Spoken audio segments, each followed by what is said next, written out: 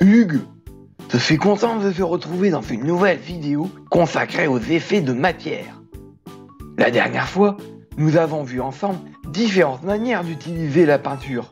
Aujourd'hui, nous allons en aborder d'autres, mais également voir, en fin de vidéo, quelques exemples de leur utilisation par les artistes. Comme la dernière fois, je serai accompagné de mon assistant. Comment ça, assistant? Je te rappelle que c'est quand même moi qui dirige cette chaîne. Peut-être bien, mais j'en suis le présentateur, alors évite de m'interrompre. Réglons ça tout de suite. Les femmes d'abord. Bref, monsieur Art Plastique, pourrais-tu nous rappeler les techniques que nous avons déjà vues ensemble? Bon, dans la vidéo précédente, nous avons déjà vu que l'aplat consistait à poser la peinture à plat pour effacer les coups de pinceau. Ensuite, nous avons également abordé le grattage qui permet de dessiner en négatif dans la matière avec le manche du pinceau. Et la dernière technique consistait à l'empattement où l'on pose des petits pâtés de peinture pour donner du relief. Tu expliques bien, dis donc. On dirait vraiment un prof.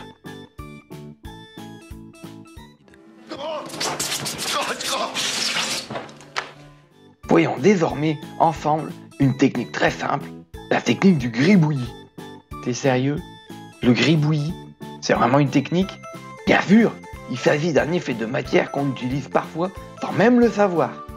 Contrairement à l'aplat, le gribouillis consiste à montrer le plus possible les traces de l'outil. Excuse-moi de te déranger, mais tu serais pas en train de faire de la merde? Dis donc, c'est pas terrible ton truc, ça ressemble à rien. Le but n'est pas de faire quelque chose de soigné ou de beau, mais plutôt quelque chose de rapide, vif et marqué. Comme pour le grattage, on peut utiliser tous les outils possibles. Le gribouillis est un effet de matière qui permet de créer du mouvement, une image énergique. Par le gribouillis, on peut représenter la vitesse ou même la colère. Ça m'étonne que tu ne l'aies pas compris tout de suite.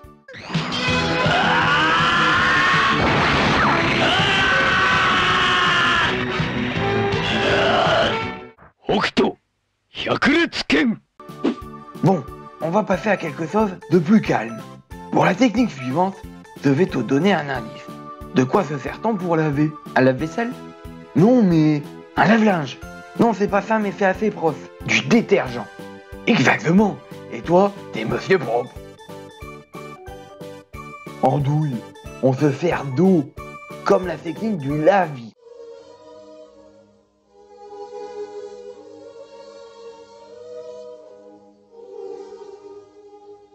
Le lavis est un effet de matière qui ressemble un peu à l'aquarelle. Il y a beaucoup plus d'eau que de pigments, c'est-à-dire la couleur. Pour faire simple, tu peux colorer l'eau avec la peinture en mettant un tout petit peu. Il faut vraiment y aller progressivement. Comme l'aquarelle, tu peux procéder par couches, c'est-à-dire laisser sécher et revenir par-dessus ensuite. Le lavis est une technique liquide et légère, idéale pour représenter des éléments comme de l'eau, par exemple, et jouer avec la transparence.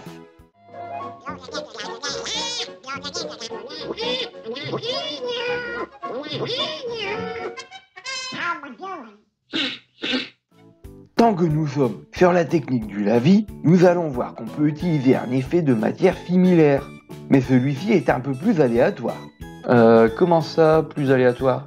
Tu veux dire qu'on va laisser faire le hasard? Oui, c'est un peu ça l'idée. Il faut comprendre que les artistes, lorsqu'ils réalisent une œuvre, maîtrisent les gestes et les instruments. Mais il arrive parfois qu'ils laissent faire un peu le hasard. C'est le cas notamment des coulures et des tasses. Des tasses? Mais non, pas des tasses, des tasses.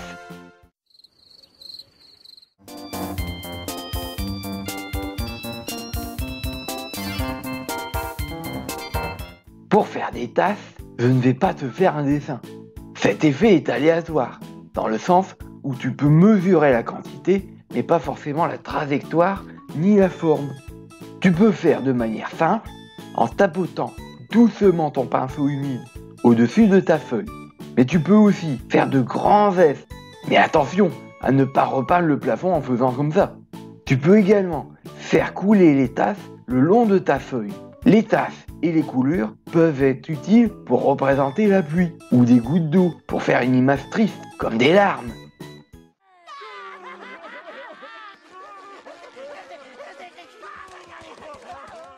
Ah bah super, c'est déprimant comme fin de vidéo. Non mais attends, c'est pas encore fini.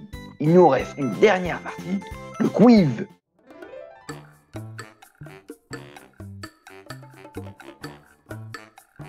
Testons ensemble tout ce que tu viens d'apprendre. Note sur une feuille tes réponses. Attention, il y a des petits pièges.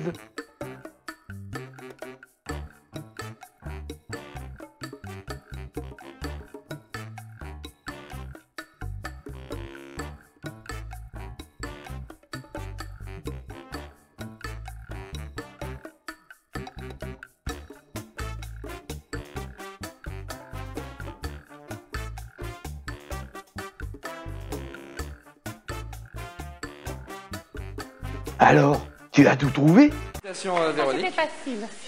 Cette vidéo est désormais terminée. Il ne te reste plus qu'à tester toi-même ces différents effets et en inventer d'autres. À la prochaine. À bientôt les curieux.